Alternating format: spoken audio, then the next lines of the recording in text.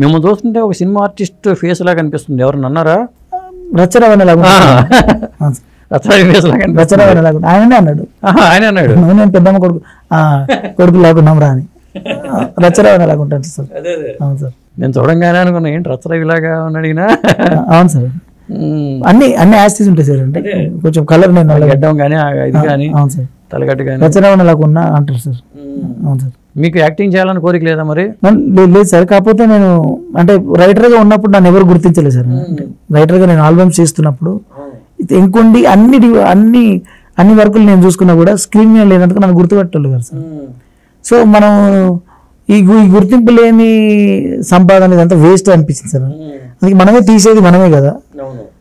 Hero వేషం మనకు set అవ్వదని మనకు తెలుసు సార్. బట్ ఆ పాటలో ఒక కథ ఉంటుంది సార్ మన తీసే ఆల్బమ్స్లో. ఆ కథలో మెయిన్ క్యారెక్టర్ ఆ కథను డిస్టర్బ్ చేసేదో ఆ కథను గెలిపించేదో ఆ కథకు విజయవంతమైన పాత్ర నేను వేసేది. దానివల్ల అల్లాయలను నన్ను యాదిగా గుర్తుపడతారు సార్. అల్లాయలైన పాటల్లో నన్ను యాది అంటారు. యాదిగా అందరికి తెలుసు సార్. నేను యాదిగా అందరికి తెలుసు సార్. అంటే నేను పాట రాసినందుకు కొంచెం తెలిసిన వ్యక్తులు గుర్తుపడితే ఆ క్యారెక్టర్లు ఆ చిన్న పాత్రలు చేసినందుకు అందరూ గుర్తుపడతారు సార్. ఇప్పుడు సినిమాలో ఎవరు వేషం ఇస్తాం యాక్ట్ చేయమంటే చేస్తారా? అంటే చేయాలనేది ఏం లేదు సార్. నాకు ఆలోచన లేదు సార్. బట్ ఎవరి వ్యక్తి అనకుండా సార్. ఇప్పుడు ఇన్ని ఆల్బమ్స్ చేసినాము కానీ ఆ యాది క్యారెక్టర్ని గుర్తుపడతారు సార్. ఇప్పుడు కొంతమంది రైటర్స్ నటులుగా సక్సెస్ అయ్యారు. అవును సార్. గొల్లపూడి మారుతిరావు ఒకప్పుడు రైటరు, ప్రతి సినిమాకి గొల్లపూడిని పడేది. కానీ రైటర్ యాక్టింగ్ వచ్చిన తర్వాత అద్భుతం పేరు వచ్చింది. తనికెళ్ళ బార్ని గారు మరి మంచి నాటకాలు అసలు అద్భుతమైన నటుడిగా మళ్ళీ మంచి పేరు. ఇట్లా రాణించిన వాళ్ళు చాలా మంది ఉన్నారు. ఇప్పుడు కాలం ఎటు తీసుకెళ్తే మనం అటు వెళ్ళాల్సిందే సార్. అదే ఇప్పుడు మనం ప్రయత్నించొద్దు సార్, కాలం తీసుకెళ్తుంది. అటువైపు వెళ్ళిన తర్వాత ఒక టర్నింగ్ పాయింట్ వచ్చినప్పుడు తిరిగినప్పుడు అలా యాక్సెప్ట్ చేస్తారు మనల్ని. అంతే కదా. సో అట్లా వెళ్ళిపోవాల్సిందే. అట్లాంటి సందర్భం వస్తే చేస్తాం. మీ సాహిత్యానికి మంచి స్టార్డమ్ ఉన్న హీరోకి పడింది అనుకోండి, ఆటోమేటిక్ మీరు అన్నారు ఆటోమేటిక్గా మళ్ళీ అందరి దృష్టి ఇటు పడి మడిపోద్ది. అవును సార్. అవును. ఎక్కడ సక్సెస్ ఉంటుందో అటు ఎత్తుకుంటూ వస్తారు. అవును సార్. 100% సార్. అట్లాంటి సందర్భం అది రావాలి సార్. ఇలా లైఫ్ లో అలాంటివి రావాలి. మనం డిసైడ్ అవ్వద్దు సార్. మనం డిసైడ్ అయితే అయ్యేటివి కొన్ని ఉండవు సార్. కొన్ని రేర్గా ఉంటాయి సార్. అంటే కర్మ సిద్ధాంతాన్ని దేవుణ్ణి బాగా నమ్ముతారా? నమ్ముతా సార్.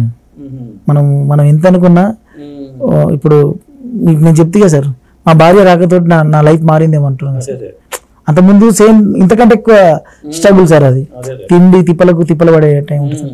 అంటే మనం ఫస్ట్ సంపాదన ఒక మనిషి వాడు తినడానికి సంపాదించుకోవాలి కదా సార్. అది ఆ సంపాదన లేని రోజులు కూడా చూసినాము.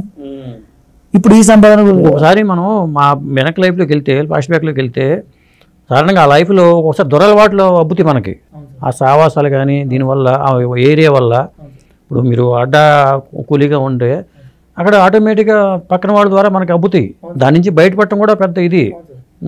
మేము ముందు నుంచే ఫిక్స్ అయినాం సార్. అక్కడ అందరూ ఉంటారు. ఎందుకంటే ఇదే పని మనం ఊళ్ళో చేసినాం, అక్కడ కూడా చూసినాం. అందులో చిన్నప్పటి మనం సంథింగ్ స్పెషల్ అనిపించుకునే విధంగా ఉండాలి సార్. అంటే అందరూ యాక్సెప్ట్ చేసే వ్యక్తిగా ఉంటే కారణంగా మన గత జీవితాన్ని చెప్పడానికి ఎవరు ఇష్టపడరు.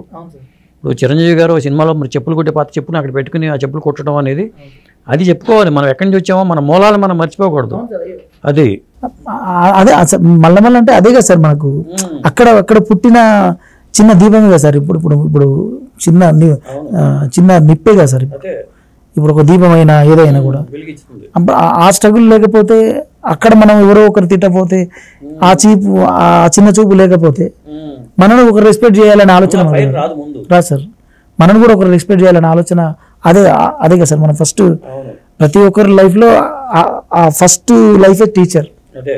మనకు తెలియకుండానే అక్కడి నుంచి మనం పాఠాలు నేర్చుకుంటూ మనం అక్కడ పోస్ట్ గ్రాడ్యుయేషన్ సాధించాలి. అవును సార్.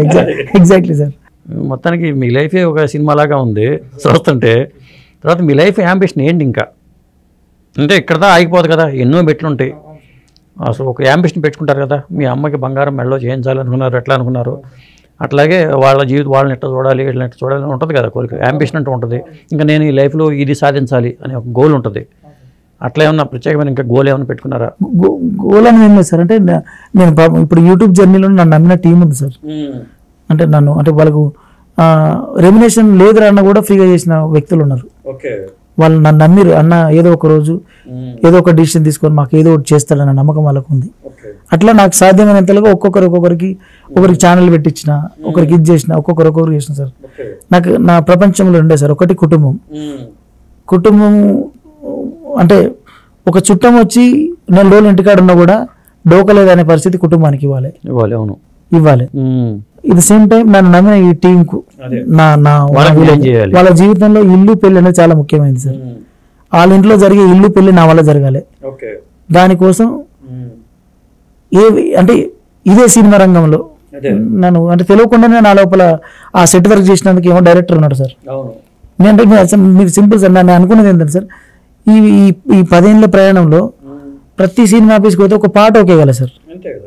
అలాంటిది ఒక సినిమా నేను అడగకుండా వచ్చి చేయమన్నారు సార్. ఇప్పుడు బలగం వేణు మంచి నటుడు, అతను మంచి డైరెక్టర్ అవుతాడని ఎవరు అనుకోలేదు కదా. అట్లా అంటే నేను అడగకుండానే, నా ప్రమేయం లేకుండానే నేను సినిమా చేస్తానే తప్పన లోపల ఉన్నా కూడా మనకు అంత సీన్ లేదనుకుని యూట్యూబ్లోనే ఎక్స్పెన్సివ్ విజువల్స్ చేసుకుంటూ పోయినా సార్. దీన్ని ఎక్కడో కర్ణాటకలో ఉన్న సార్ వాళ్ళు, ఐక్లెక్స్ కంపెనీ వాళ్ళు గుర్తించి లక్ష్మణ్ మంచిగా చేస్తున్నాను వాళ్ళు మాట్లాడుకుంటారంట సార్. అట్లా ఒకసారి నన్ను చాలాసార్లు పిలిపిస్తే నన్ను పెట్టి సినిమా ఎవరు చేస్తారు, నాకంత సీన్ ఎక్కడ ఉందనే ఉద్దేశంలో నేను ఇట్లా ఉన్నా సార్. ఒకసారి ఫోర్స్ అంటే మా తెలిసిన అన్న దిలీప్ అన్న ఫోర్స్ చేసి నన్ను తోలుకొని పోయింది సార్. పోతే ఫస్ట్ సిట్టింగ్లోనే స్టోరీలు ఉన్నాయి సార్, తన బ్రహ్మాండమే చాలా పాయింట్స్ ఉన్నాయి. అంటే సార్ ఇప్పుడు సినిమా వర్షంలో ఒక సక్సెస్ పడ్డ తర్వాత నేను స్టోరీ రాసినట్టు దానికి ఒక వాల్యూ వస్తుంది సార్. ఇప్పుడు యూట్యూబ్లో నేను బుల్లెట్ మ్యాన్ రాసిన తర్వాత నేను పాట రాసిన పాటకు వాల్యూ ఇచ్చినట్టు అట్లాంటి బలమైన పాయింట్స్ ఉన్నాయి సార్. ఇప్పటివరకు ఇప్పుడు ఫోక్లో ఇప్పటివరకు ఏం లేదు అట్లా ప్రయత్నించినట్టుగా సినిమాలో కూడా ఇప్పటివరకు రాని అంశాలు ఉంటాయి కదా సార్. పోయే సముద్రంలో ఏదో చిన్న డ్రాప్ మిస్ అయిపోతుంటుంది, ఆ డ్రాప్ను పట్టుకొని నేను తయారు చేసిన కథలు ఉన్నాయి సార్. ఇప్పుడు ఒక మెసేజ్ని అందంగా చెప్పామనుకోండి, బలగం మరి ఎన్ని ప్రశంసలు వచ్చినాయి ఆ సినిమాకి. అప్పుడు అట్లాంటిది ఏదైనా అంటే ఇప్పుడు ఈ సినిమా సూపర్ సక్సెస్ అయితే నన్ను నమ్మిన నా సెకండ్ ఫ్యామిలీ లాంటి నా కుటుంబం, నా టీం వాళ్ళందరికీ వాళ్ళ ఇల్లులు పెళ్ళిళ్ళు నా చేతులారా జరగాలి సార్. నన్ను నమ్మిన ఒక 10-15 ఆ సంకల్పం పెట్టుకోవాలి, మనం న్యాయం చేయాలి, అందరికీ న్యాయం చేయాలి. మనం స్ట్రగుల్ అయ్యాం కాబట్టి వాళ్ళు బాగా తెలుసు, బాధ అంటే ఎలా ఉంటుందో కష్టం అంటే ఎలా ఉంటుందో మనకు తెలుసు కాబట్టి. అవును సార్, వాళ్ళు ఈ రెండే సార్. ఇది చేస్తూ వాళ్ళందరికీ ఒక ధైర్యమైన ప్లేస్, వాళ్ళందరికీ ధైర్యం ఇచ్చే ప్లేస్లో నేను ఉండాలి సార్.